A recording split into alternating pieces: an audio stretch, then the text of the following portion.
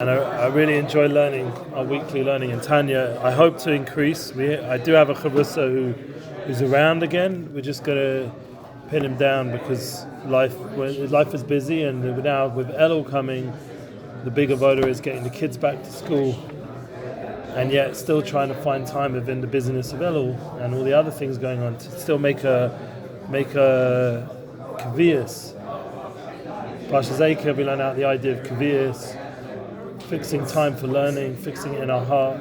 And we had Parshas last week, Parshas Re'eh, about seeing the Anochi, seeing Hashem and seeing the oneness of Hashem, bringing it into everything that we're doing. And that's what we've been learning in Tanya about the Achdut, the essence of the neshama of a Jew, is to see the oneness of Hashem in His Torah, in His mitzvahs, to bring out the Achdut. And then comes this week's learning, and hopefully we'll speed up a little bit. But chapter 24, Perek 24, it's a hard one because we're going now into the other side of the story where there's sin, there's where we're not always living up to what we're supposed to be doing. And we started this week with a lot of really heavy news and developing the kelim, the ability to Soulful difficult news, not just difficult, complete tragedies, like on the highest level, what happened with the 6 neshamas, and then there was other tragedies this week with the terrorist attack. The amazing thing was that in the summit of Gush, they already, within one day, got the petrol station that had been blown up. They already managed to fix it so it's functional again. You heard that, you saw that. In one day, that's resilience. And they killed the terrorist. They blew up his house. BORUCH Hashem. Yeah, and that's the way we have to. We have to be strong, powerful with Hashem's help and be successful. My son is ready to go back in. Like he's already excited to go back into Gaza and do his mission and get rid of our enemies. And this is the mindset of YISRAEL now, like to get rid of the evil in the world. And unfortunately there are people who are choosing evil and they need to be got rid of. It's very sad that they're making these choices again and again, but unfortunately they are. And there's no mercy on such people because they just want to kill and destroy, and even their own people, they want to abuse their own people. So we have to remove them. And it's a test because YISRAEL is being tested. Parsha Shoftim is a time where we appoint ourselves a king and judges, and we try get our soul and our neshama of the Jewish people to be in the right direction as a people with leadership. And I believe in our generation, the leadership is going to come from lamata. It's going to come from below, meaning from the normal people like ourselves. We're going to have to step up and become little mini leaders, and in our leader in ourselves, leader in our family. And this is part of, we have to make sure we're doing this for the right reason. And this is where it ties into this Torah, because zeh le'umah zeh, just like we were talking about how close to Hashem is to us, and the Torah is to Hashem, and the oneness of Hashem, there's the other balance. There's always a balance. And what's the balance? Hein shasa mitzvahs lo taseh, deraisa. There's the other side where we have to prevent ourselves from doing negative things. There's a sumei ra, and it's a big part of Elul, is learning sumei ra v'asei tov. Asei tov is sumei ra, to be able to know what to flee from as part of the Muhammad of Elul, the end of the year, end of days, to be able to know how to separate from the bad. And that's something which is a challenge.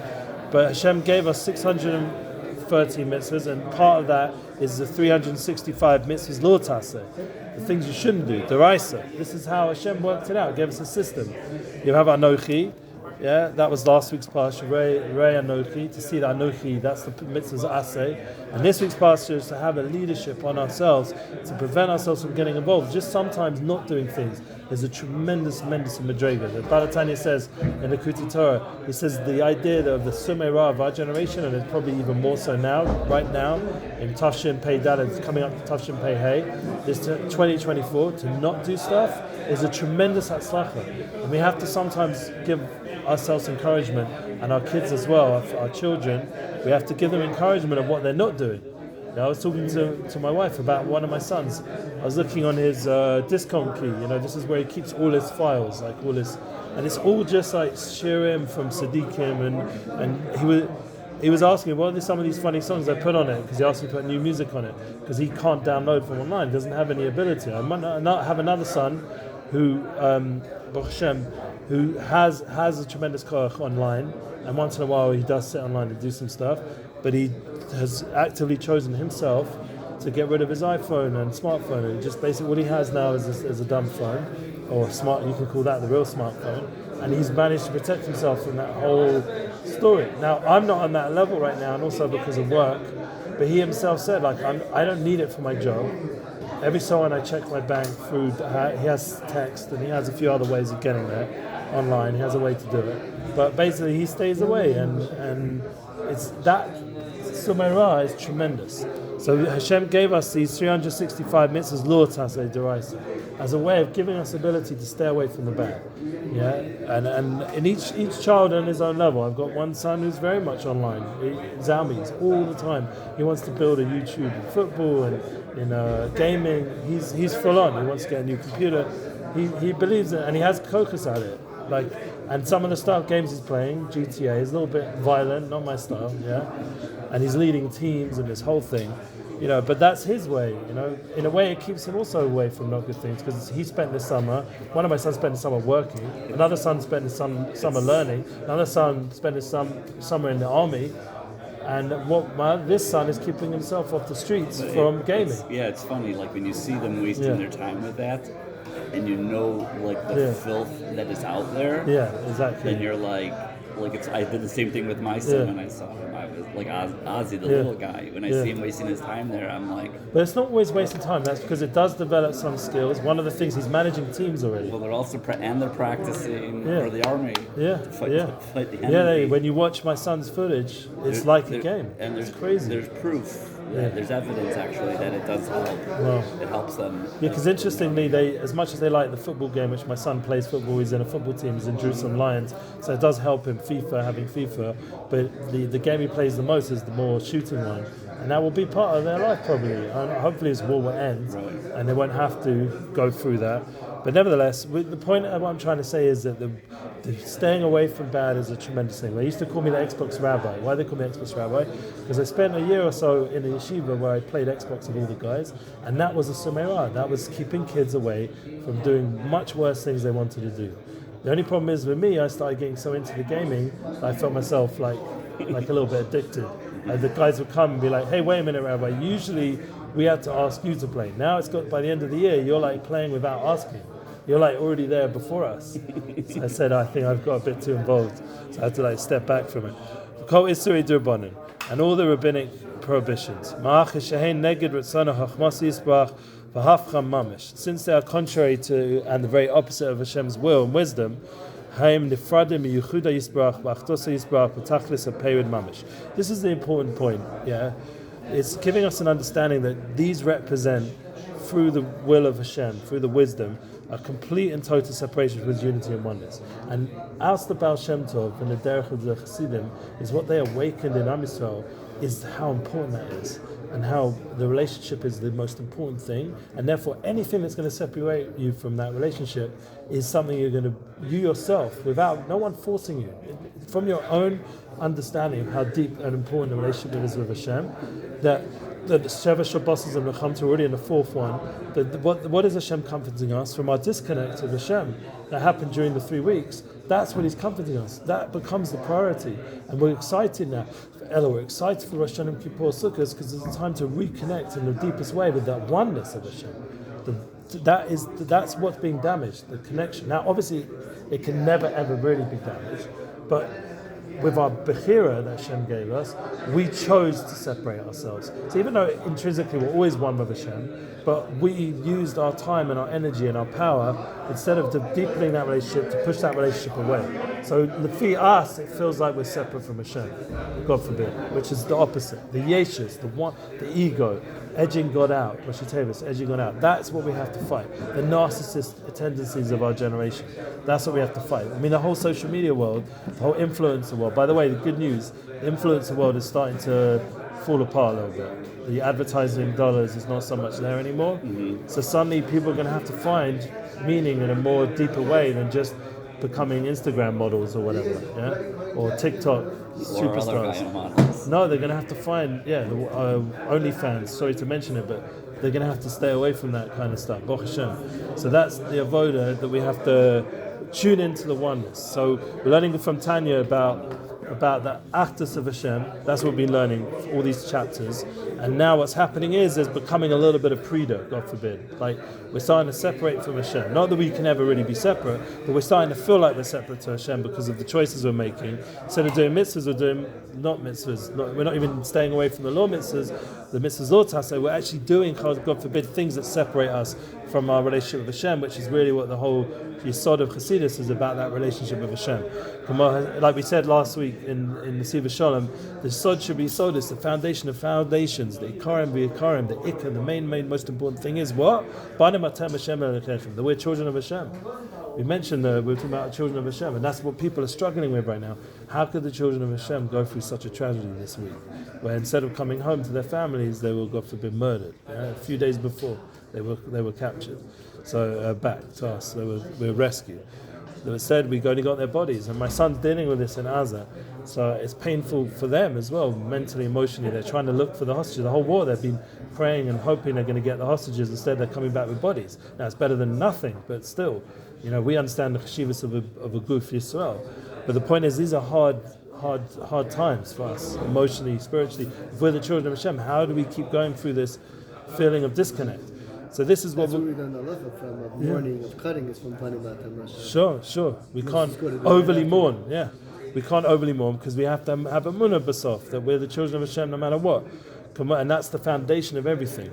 Sitra achra v'klipa nikras avodah zara v'elakim achim. Says the Baal Tanya. These are the same, and this is chapter 24. These are the same as the Sitra Ach and the Klipa, which are called idolatry and other gods. So we know in the movies, I don't know if you noticed, but there's a big increase in this this concept in Marvel, especially. Even it was hard for me to see Gal Gadot involved in this because she's Baruch Hashem, a Jewish woman who does say some good things.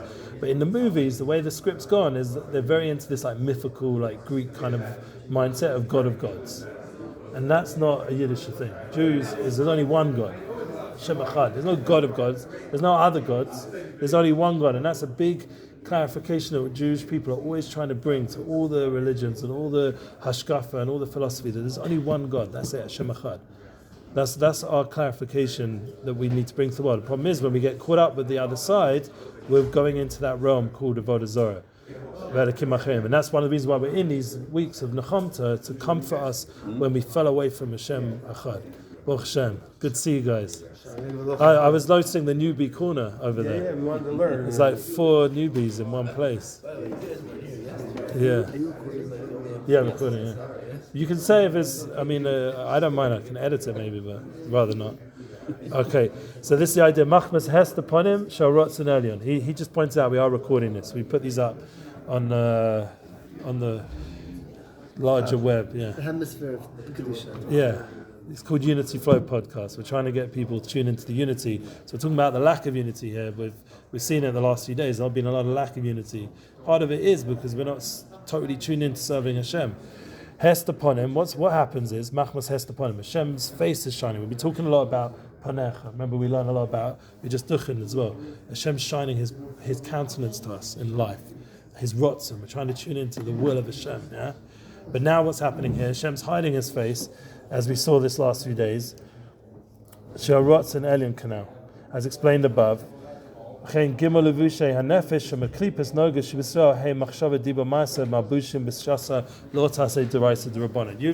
tuned into something that's a little bit, complex, but not. It's actually a very clear system of understanding how the spiritual realm works. But basically, we have thought, speech, and action, and there's the holy part of it. Yeah, which is all connected to the Nefesh Elokus and serving Hashem. And then there's the whole other side of it, which is connected to the 365 Lo Taseh, the mitzvahs you shouldn't do, the Raisa D'Rabbanan, both Torah and the Feed the Rabbis. And this connects us, God forbid, to the Klipa. Klipa means the more like external shah, the externalities. We see it now, very big. We don't have to explain it. It's like part of the world now in a very obvious way, but how superficial and external everything's become. So that's connected to the Jew's animal soul when we're busy with that whole world. And so the essence of the soul itself is just clothed in its garments, since its soul itself, after all, speaks and acts through its garments. So everything in the end has to come through. Your neshama has to come through how you think, how you speak, and how you act. We're all going through that, every day. We'll be learning, by learning about this again and again, you clarify more. That how you act makes a difference, how you speak makes a difference. Look, marriage, you want shalom bayis, it's 101. How you speak is like the game. It's literally, every word is being heard and listened and makes an effect on the shalom bayis, If you speak good, you encourage her, you figure out a way to deal with some of the stress in a positive way, then you have shalom bayis. If you don't, you could be spending hours or months even dealing with the ramifications of just a few words. So to have actions make obviously bigger, doing charity, tzedakah, coming to daven like we did today, and then thought. To learn how to think like a Jew is a whole nother level. That actually on an inner level affects the children. You should know that. Hashem talks about that. The way we think about things, it has an influence on our children. And that's why it's very important to always try to send them positive thoughts. Sometimes you want to kill them. Like, I don't know, if you don't have teenagers maybe. I have teenagers, sometimes they do stuff that's like, oh my gosh. But you have to somehow get your head into a positive. One of the things we're always working on with our son in Gaza. I had my son in Gaza since the beginning of war. Pretty much. He was right at the beginning, he was at Lebanon, but basically after the first few weeks he was already in Avodas, and he's been on the front lines. So when he comes home sometimes he makes a bit of a balagan, because he's got to decompress. And we're Baalei Tshuva, so we don't have like loads of family and friends all pouring in support to us. It's like it can be challenging, let's say, having a son in the army. And sometimes there's stress in the house from it. And one thing we always say is to my daughter or to my sons who are being stressed by my son and what he's going through. He's been amazing considering, but sometimes there's some rough moments. We have to send them positive thoughts. We have to. It doesn't matter, and it pushes us to let go. Like when he put a puncture the other day, just fix it. Don't make a deal out of it. The car wasn't working, fix it. Don't make a deal out of it. Fine, it's all money, but so what? Hashem will help us. And you have to constantly overcome everything with a higher view, because you don't want to send them back with an argument, with negativity, because this is life or death. How he goes back to Gaza is how good he's going to be defending his team and defending each other and doing the missions to recover the hostages and get rid of our enemies. And this is saving our lives over here. So it pushes you to a different level of understanding. Now, when you give in, and you get angry, which is considered also a form of Avodah Zarah, because now you're disconnecting yourself from Hashem. So now you're never really disconnected, but you're seemingly disconnected. So now you're allowing the other God's vibe to take over your head. Why? Because you're not being mamin truly in Hashem, that everything's for the good and everything's from Hashem. So if you really believe that, you wouldn't get angry. That's just an example. So now that anger, God forbid, could lead to breaking up of relationships, and that breaking up the relationship, which is, if on the most inner level, the most important relationship is your relationship with Hashem. So you're allowed to have anger towards Hashem and feel issues, but the key is you have to work it out, just like in marriage. You have to work it out. You can't let it fester. You have to work it out. Like you're feeling, that's the whole idea of Spodolus. You get into Breslov now, is that you have to work out your relationship with Hashem. That's part of what we're here to do. Part of what the Rav's doing, which is really important, Rav Shlomo, is he's been giving room for people to just be real about their feelings in the shul. He's not giving us Musta Shmuzim and telling us, it's very, very healthy. Trust me, I've been in a lot of communities. This is like my 10th move in Israel, and I've been by a lot of Rabbonim and Tzaddikim and different places. What Rav Shlomo is doing is a lot, which is really important, especially during this war, and it's been a tremendous support for my family, is my son.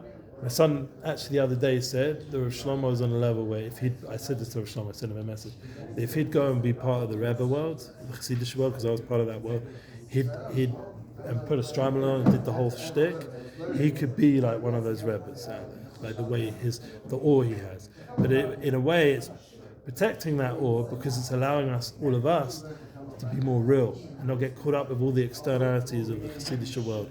You understand? He's protecting us from that whole headache. Trust me, I know it very well. And then we can just be ourselves, which is really important. He's giving us space to process what's going on right now. He's not giving us like Musa in the highest way. He's giving us real Torah, real talk. And that will help us process this whole situation right now.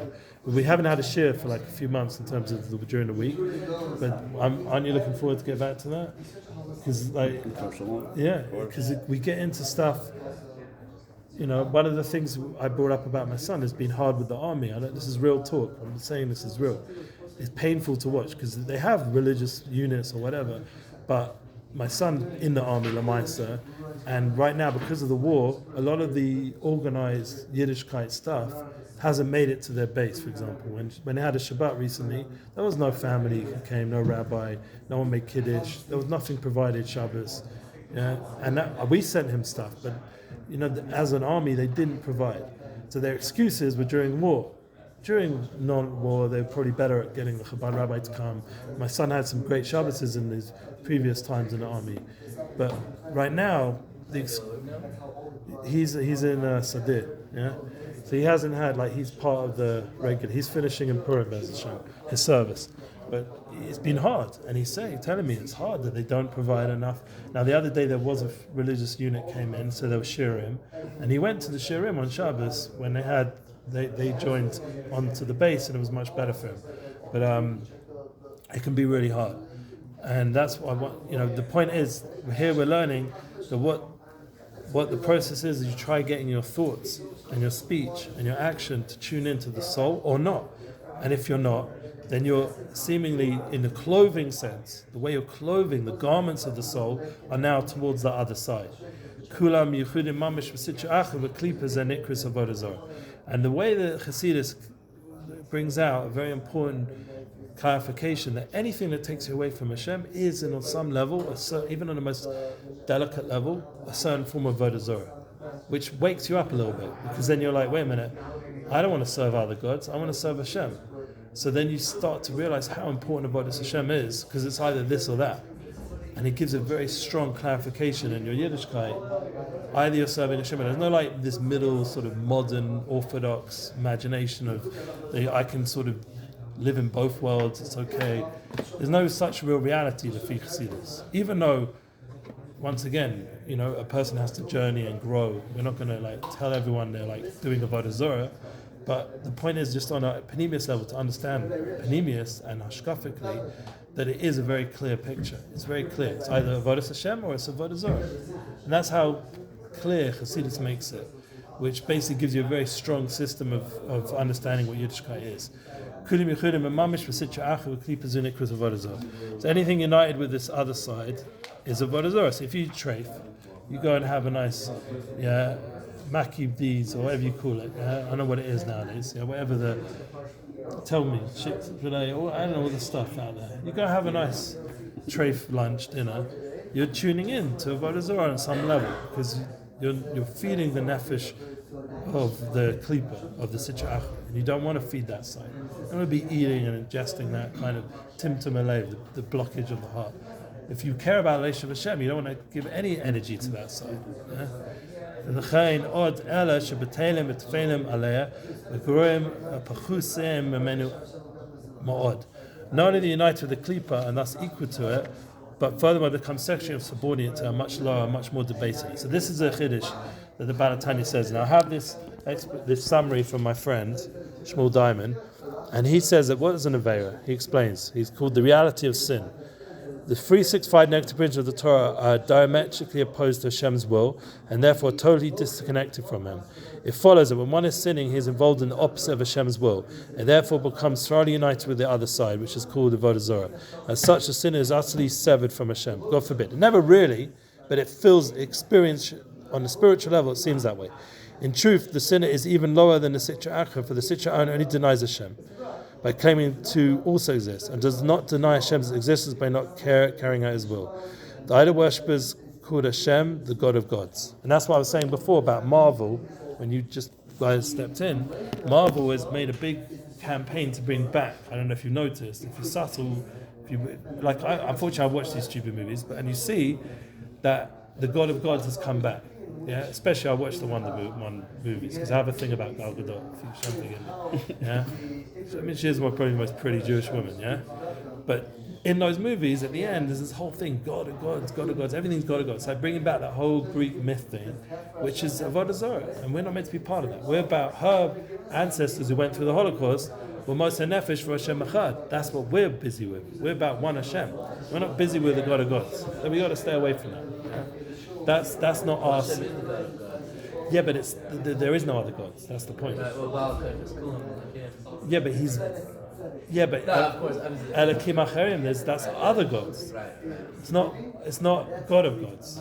We don't say that. If you think about, no, it's important to define. This is where definitions make difference. This is where Marvel go off because they've just picked up this whole woke agenda and they've gone a bit wild. Yeah, but like, if we stay away from that, we're about Hashem Echad. In the end of the day, like when Trump says, thanks Hashem, but he's thinking of Yoshka, it's a little bit like confusing, but at least there is, with the non-Jews, there is this concept that they have some sort of permission of partnership with God. So there's some sort of room to work over there, yeah? That it's not Avodah Zarah mamish, yeah? Because in the end, I think if you'd really talk to them, they understand that there's only one God. Just he came down, or I don't know how they explain it, yeah? But with us, there's no room for it at all.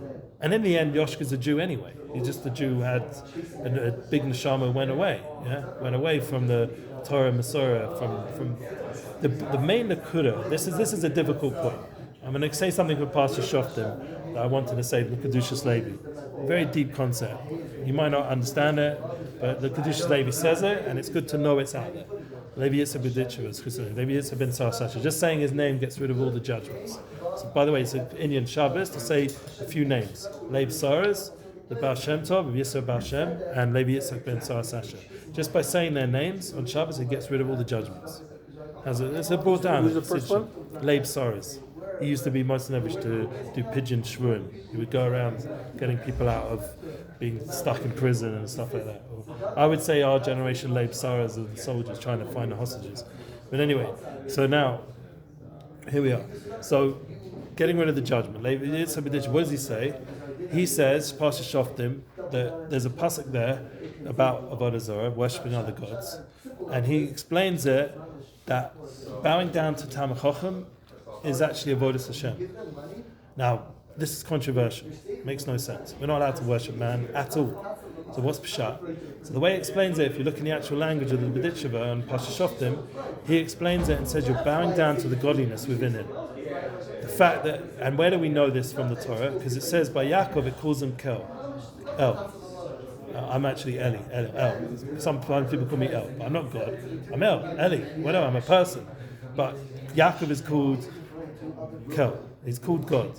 What's Pshat? So Gemara Megillah brings that concept. It becomes Yisrael, which also has the name of God within it.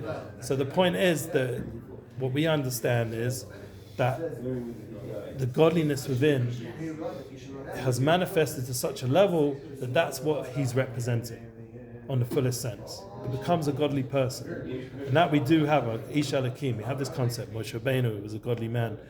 And then you're not bowing down to the person, you're bowing down to the godly aspect of that person. The Talmid Chacham. I think we have to, yeah, on some level, yeah. So the point is, there is a certain godliness, and that's also this week's parsha, making a melech over us. There's a certain concept, but it's obviously not that you're worshipping him, but you're respecting, you're giving a tremendous level of amunah techomim, amunah in the tzaddik, amunah in the concept of the godliness that's within a human being. And that's the tikkun, I suppose, of this whole like Yoshka thing, getting it right. Not making him into God, but not making him into anything, just recognizing the amunah and the godliness, the chokhmah, the pnimius, the connection of a tzaddik, of a Talmid Chacham. Like people asked me the other day, why do Chabadniks make such a big deal out of the Rebbe? Yeah? So obviously there's different types of Chabadniks. Not every Chabadnik will, every time you talk to them, talk about the Rebbe. You talk to Rav Y.Y. Jacobson, which I had the pleasure of talking to, he'll talk to you as a person, and he'll recognize your humanity, and he won't just every second Rebbe. There are some Chabadniks, everything is Rebbe. I'm sure you met these guys, yeah? So there's different types of Chabadniks, that's one thing.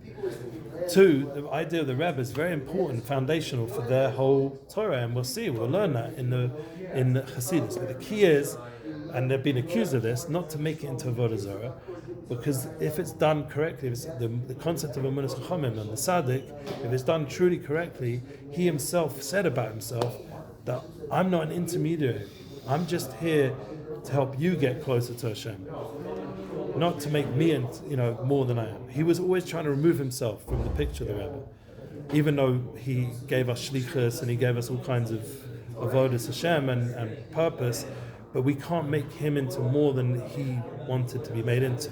We have to actually listen to what he said and his Torah and understand that he wanted us to be bottled to Hashem and Hashem's will, and to do shlichus, to do the shlichus of Hashem, and he was just enabling us to connect into that.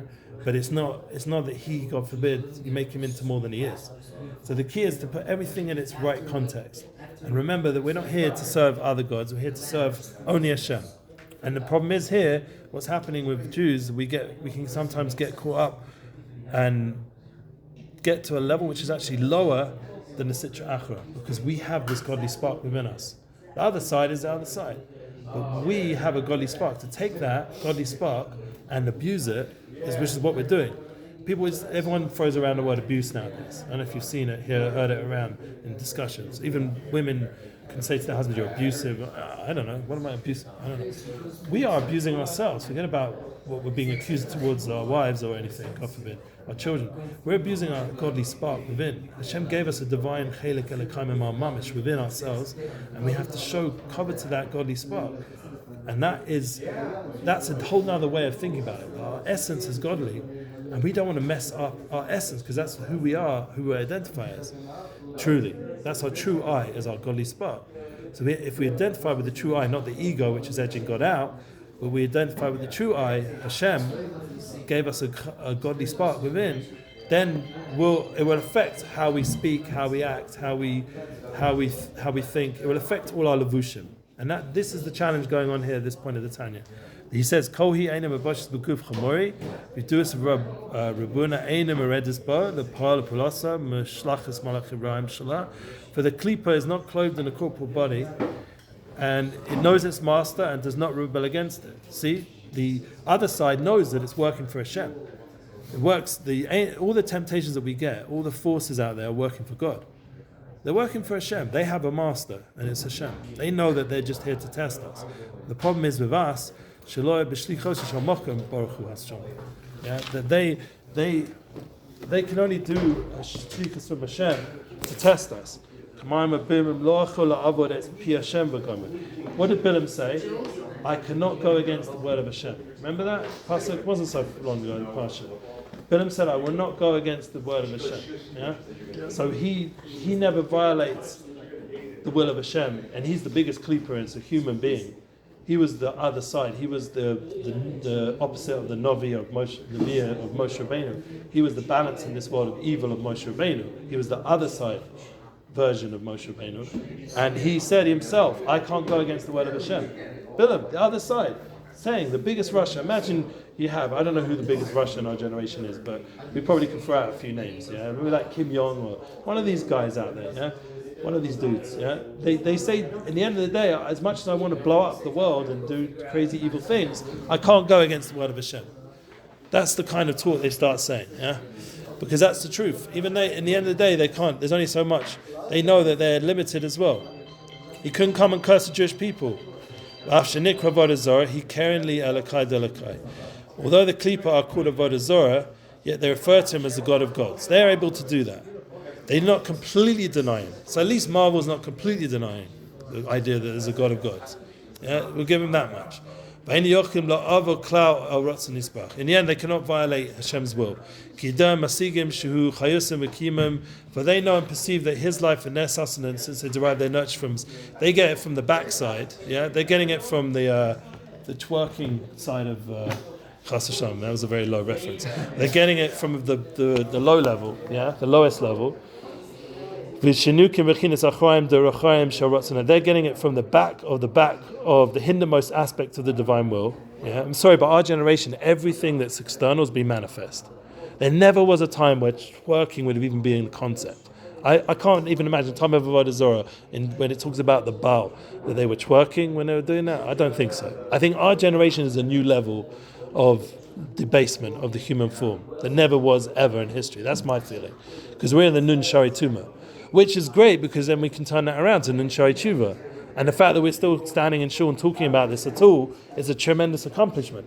One of the things I said to my wife, and I mentioned this, I have another podcast called the Relationship Flow podcast, I mentioned that the fact that we've gone through this challenging year as a parent of a soldier and all the tests we've had financially, spiritually, emotionally, the fact that we've got through this year in the way we have is a tremendous accomplishment. And that's something we have to do. We have to encourage ourselves again and again. Give ourselves encouragement in such a low level where the other side is so manifest. The evil is so strong in this world. It's disrupting our life. It's not some, nice theoretical conversation. This is proper disruption to our life. Knowing that I've watched videos this last week of my son, the previous week, watching my son, what he's went through. He has to face in the army. That he had to, with Shabbat, escort one of these Makabel terrorists. I've got the video, I can show you on my phone. I'm keeping it safe. I'm not sharing it outside of my phone, my Google Drives, but I've got videos of him accompanying, and they had to clean the whole area around to make sure there was no terrorists, so they could save the life of this terrorist to get information, interrogate him. They dressed him up like a soldier. I've got the video. Should I show you some of it? I have to show you. I've got videos of him missiling empty buildings that weren't destroyed yet. Well, not him himself, one of his soldiers, an Indian guy called Ami. I've got videos of crazy footage, what he's had to deal with, of him taking out a terrorist. Drone footage. You can watch the drone footage of him shooting at the guy that's already writhing on the floor because he's already got a bullet in him. And then I've got the actual footage from his DJI GoPro of him going to the terrorist and taking him out. Yeah? So this is real heavy stuff. This is not like theoretical, Torah, like just, and then get back to your everyday life. This is life or death. This is real. What we're learning here is real. This is happening. This Hashem is manifesting as all these evil terrorists that want to kill us. And we have to take them out or they will come into our land and kill us. And you can't move here, you can't make Aliyah, no one can be here anymore. That's what they want. They want to remove us from this place, all of us. And the fact this Shabbos, there was miracles just outside of Frat. You heard about it, yeah? You just moved in, you're already getting like moments where cars are driving past with terrorists inside, and instead they blew up the petrol station. We've just mentioned before, they fixed it in one day, which shows our resilience. Yeah? With one day they fixed the petrol station blowing up. I went back to London and I flew into London. There was a car exploded on the roof of a car park and it made a fire. It's been about 4 or 5 months, and maybe it's still now, maybe even another year, I don't even know how long. But every time my dad said, I said, when did this happen? He said, it happened months ago. And the whole car park area was closed to the point where you had to walk like a 20-minute, half an hour to add to your time to get into the airport and out the airport from this outside car park they had to use. They couldn't just fix it. What happened in Israel? They blow up a petrol station. With one day, it's functional again. Not just that you could go there, but you can actually go get petrol and go to the shop. That's mad. One day. That's how resilience. You have to understand, England, with all its infrastructure and Gaza, can't even figure out how to fix an international airport in months. Months. Every time I went back, I had to do this long walk. Yeah, I'm from London, so I had to do a long, long walk. In the cold, rain, England, horrible weather. It's not fun. It wasn't undercover. They make everyone do this stupid walk because there's such a bunch of whatevers that they can't fix their airport. Yeah. Whereas in Israel, we're so resilient that we're able to fix it one day. That's Am Yisrael, and that's the opposite of the other side. Now, but we have to be this kind of awareness that there is this other side and these other gods that don't exist but seem to exist and make their presence felt. The problem is with Am Yisrael. Now, this is what we have to be careful. Yeah, they're not able to really go against Hashem. These other forces. The problem is with us. And it's only sus and life is within them that is in a state of exile, so they regard themselves as gods, which is not of God's unity. The problem is,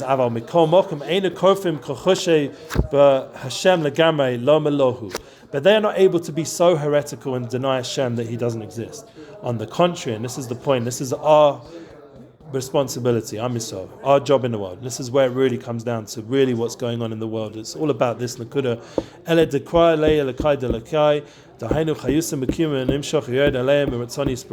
contrary, they regard themselves as God of gods, because their life and existence only derived from His will. They never really rebel against Hashem. Where's the problem? Where's the buyer? what do you think? Who the problem is by us? Not by the non-Jews. Who's it by? Us. Because we have the real ability to rebel against Hashem. We're the king's children. We're his mamish children. So now when we rebel, that's a big nafkamina. That makes a big difference. In came Adam over Mitzana Yisparach who goa pachas rabbe maod b'sitchach v'klipa nikros avodah zarah v'elkim. This is a chiddush that the Balatanya. I don't see this so much around. It follows that the person doesn't violate. When we violate, God forbid, Hashem's will, it is more debased in the klipa than the other side, than all these other forces out there.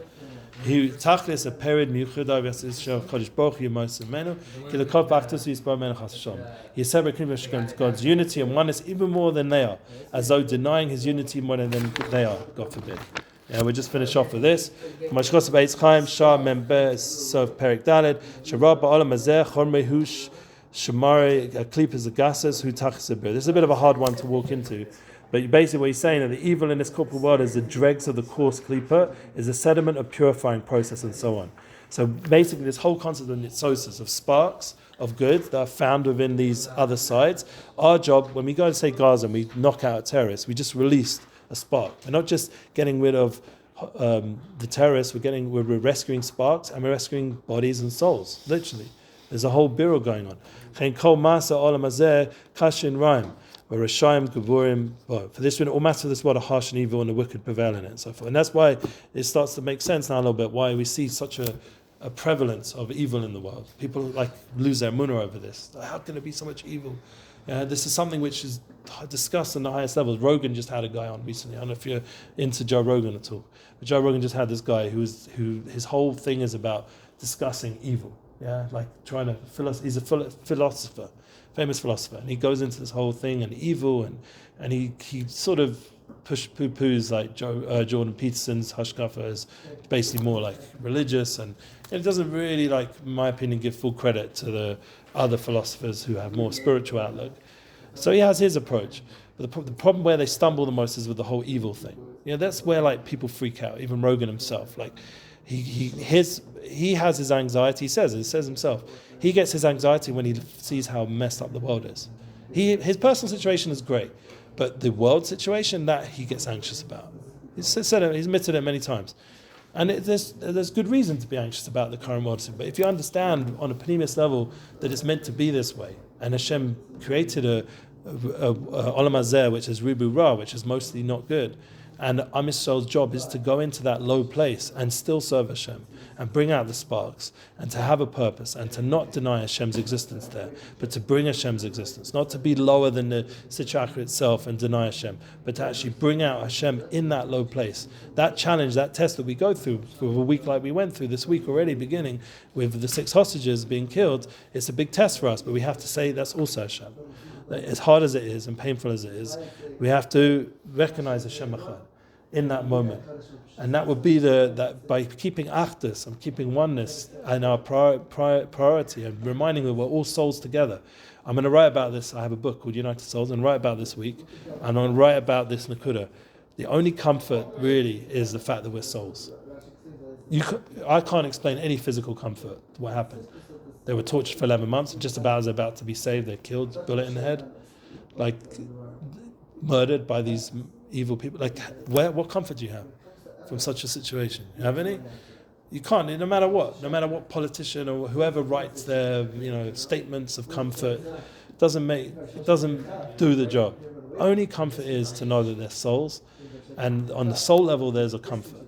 I have one that I thought about just listening here was like, sadly there were 6 hostages which were brutally murdered. Yeah.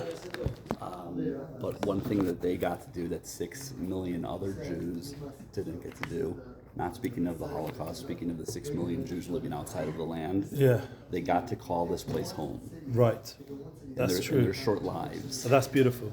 So they got to, and then there's 6 other million hostages outside of the land being held by whatever they're being held by. The forces.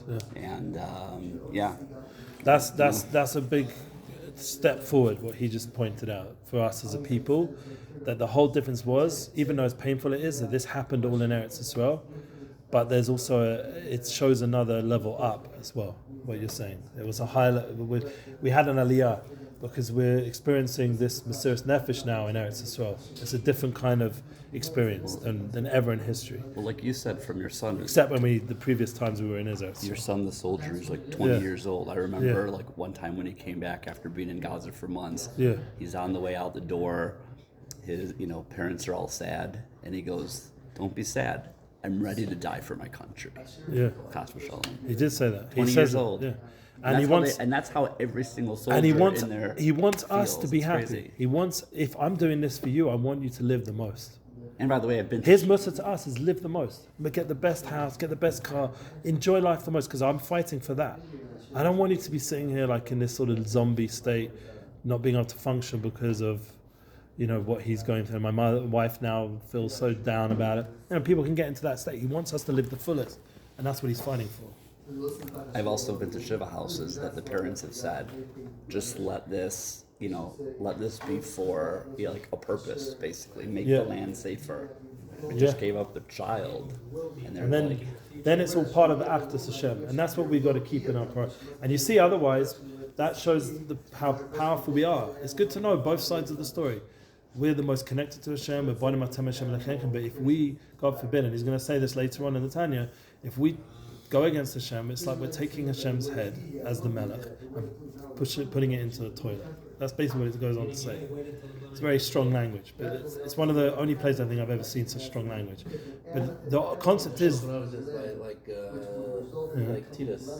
Titus doing what he did in the Kodesh Kodashim with a zona, with a prostitute. But that was a goy. So it's like us doing that, God forbid, which is worse because we have such an awareness. He's not on he doesn't have our YITZCHAK, our godly spark. So what he did is wrong, and goyim also get judged because they have a soul also. But and he was judged. He ended up. You saw his punishment. What happened to him? He ended up Mida Keneged Mida. A mosquito went into his head and ate away his Kodesh Kodashim, his brain, destroyed it till there was nothing left. And that's how he died. He died. What he did in the Kodesh Kodashim ended up being his death. So Hashem did work it out. Everything according to its equation. Everything's worked out. But the point in a positive way, as a Jew, we have ability to be the opposite, to bring that Kodesh Kodashim and like the Kruvim and the menorah to shine out that light to the world, to shine out the Ratzon Hashem, to bring that Achdus of Hashem, the oneness of Hashem, to shine outwards and to bring that kind of light and inspiration. And we are doing that. This war is inspiring the world, how we are dealing with it. Now, you'll say there's a lot of negative press. Okay, but that could also be coming from the other side, testing us. But the bottom, overall, as long as we keep that oneness of Hashem and the purpose of creation in our utmost, that's our mindset, and that's influencing our decisions. Remember, this is like Ari rightly said, this is Eretz HaKodesh. It's not just whatever. This is a holy land, and it is. He's not willing to die for the land. My son's willing to die for the people to live on the land. I understand that's a very also a big difference. Well, because what is the land without the people? Exactly. It's for Am Yisrael. And that's the clarity we have to remind ourselves, that we have to be Am Yisrael. That means we have to be a nation of God. We have to one God and bring that light to undo this other side's presence that's pulling us away from our purpose. And the key is to realize that we are what it's all for on a certain level. Now we do have to give credit to there's a lot of righteous non-Jews, like right now, who are shining. Douglas Murray, just to say one name. There's a lot of people out, I don't know if he's a Sadiq, but in terms of the way they're talking and the way they're processing this challenging time, they're coming to the right place, which is important to give them credit. There are some still working it out, like Rogan is a truth seeker, so he's still trying to work it out. I don't think he's got there yet, and that could be because no Jews ever done his job with him and actually explained it properly. No one's, if you think of all his episodes, even Ben Shapiro, he didn't really clarify. He ended up busy with politics. Some kind of anti-Semitic, so he probably never had. Yeah, it's true, but I don't know if he is Legamre. I think it's more from lack of. He's the kind of guy that his friends influence him. So if you give him the right people, he can go on the right track. We just need to be doing our job as the Jewish people, that he hears our message. How much of our message is getting out to the mainstream, like podcast space? How many amazingly spiritually clean and clear Jews have you seen go on the mainstream platforms? The last time I saw someone really on that whole was Rabbi Lord Sachs when he got interviewed by Tim Ferriss. And that was years ago and he's already passed away. How many people have hit the mainstream podcasts from our world? Not many. Do we have to? I don't know. But it could be that we, at least in our world, we have to at least say the truth. We have to be having real talk and real discussion, not just saying a vort on the parsha, but actually talking about stuff like Chassidus that impacts the current Nisyonis that we're going through. That's the Baal Shem Tov and the Tzaddikim, when they brought down Chassidus, it was about impacting the everyday Jew in everyday life. That was the potency of it. It was bringing godliness into everyday life. That's the real potency of Chassidus, that it shouldn't become some intellectual activity. It shouldn't become philosophy. It should actually impact your everyday life. Okay, I think that's enough. We should be blessed with a beautiful day. It's deep, it's quite deep. Dickman? Rabbi Dickman? Sorry, Rabbi Diamond. Diamond, yeah, Shmuel Diamond. You know Diamond? Yeah. Yeah? He grew up with him. We went to school. Wow. Yeah, we're old friends. I'm in a sure. Oh yeah. Send regards. So BneiAliyah.com. That was what I was looking at. Yeah. B'nai Aliyah is where I'm in a sure called B'nai Aliyah. Yeah. So that was the summary. I use his summary. I'm also on his website. If you go to his website and look up Torah resources, Tanya. he put my website on his. Thinking your house. It started at Yeah, I'm in that as well. actually. Yeah, he put me in it. Yeah. You ever came or you did? Yeah, I mean I know them. They're more his people, but My buddy. oh yeah, he talks about him a lot. Yeah. Sure. What's that? He's from LA, yeah. Oh, he's moved here. He just moved here. Also, and you're from LA? I may New theoretically York, but be in you're there. friends. Yeah, he moved to Yerushalayim. Oh wow. Yeah, he loves Shmuel. From what I heard, they're very connected. Great day, gentlemen. Baruch Hashem, people are coming home. Brother. What's the marmuk for the idea of your thoughts? Affect your children. It's from the Baal Shem Tov, and it's in the Sefer of the Baal Shem Tov on Ala Pasha, Pasha's Tazria Mitzorah, where it talks about the idea of Machshava Diba Maisa, because it's talking about Shmir Saloshin. So it goes deeper there. The idea of in your house, Mitzorah, there's three levels. The way you think affects your children, the way you speak affects your wife, and the way you act affects your house, your properties. And you know in Masorah, it starts getting Lashon Hara on the walls, Saras on the walls. Right. So that it manifests in different levels. Wow. So it's on the Baal Shem Tov on Pasha Tazria Mitzorah. Have a good day. I just thought of a very cool miracle that happened. Yeah, Sad and unfortunate, obviously. yeah. But that Hirsch's parents were just up in front of the entire world In the DNC, yeah. speaking. That's a hard place to be. Now Yeah, everyone's gonna see like the monsters we're dealing with. yeah, because it goes together. Yeah. I mean, if it I'm would have saying, happened earlier, like before, I mean, you saw. I don't know if Yeah. you watched the video. People yeah, crying. but it really Now impacted they the whole world. see. And it was Dafka, not the week not ago. the Republicans. It was the Democrats who need it more. A week ago, Yeah. 2 weeks ago, and now they see like the animals you're Yeah. dealing with. They need that wake up. It's true. But we should only get woken up for good things, not for Nice these. to meet you guys.